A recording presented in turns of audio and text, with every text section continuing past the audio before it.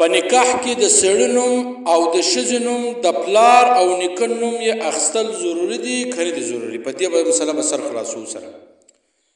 که ښځه معروفه وه، شاهدانو پېژندله، په نکاح کې یې د ښځې نوم واخیستی، د پلار او نیکه نوم یې وانخیستی، نکاح صحیح ده، بالکل نکاح صحیح ده.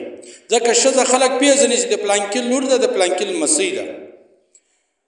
او که ښځه مجهوله وه، یعنې ښځه چا نه پېژندله، شاهدانو نه پېژندله، بیا د ښځې نوم، د پلار نوم، د نیکه نوم اخیستل ضروري دي. احتیاطاً دي د کلي نوم هم واخلي. د سړي نکاح هم په دې طریقه سره ده، یعنې سړی که چا پېژندی بیا خالي د ده نوم واخلي خو کافي ده. که د پلار د نیکه نوم وانخلي ضروري نه ده، نکاح صحیح ده.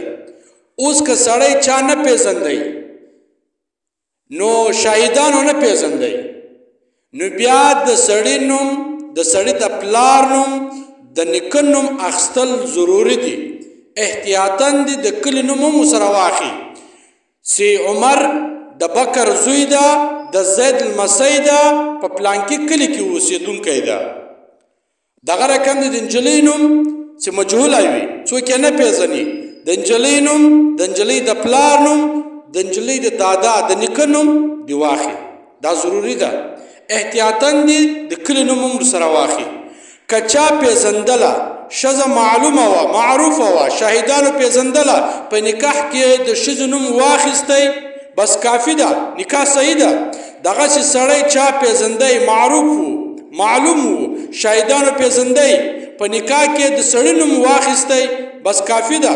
خو که چا نه پېژندی، نه دا ښځه چا پېژندله، بیا د پلار نوم، د نیکه نوم اخیستل ضروري دي. احتیاطاً دي د کلي نوم هم سره واخلي.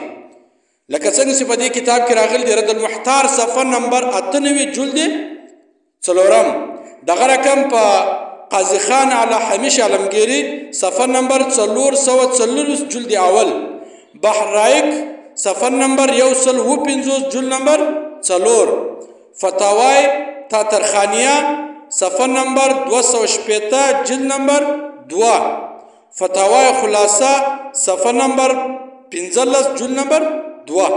په دې کتابو کې داسې راغلي دي چې کله ښځه معلومه وي، معروفه وي، شاهدان یې پېژني، نو بیا که د ښځې نوم خالي واخلي، که د پلار د نیکه نوم وانخلي، عقد صحیح ده، په ایجاب و قبول کې او بالکل صحیح ده.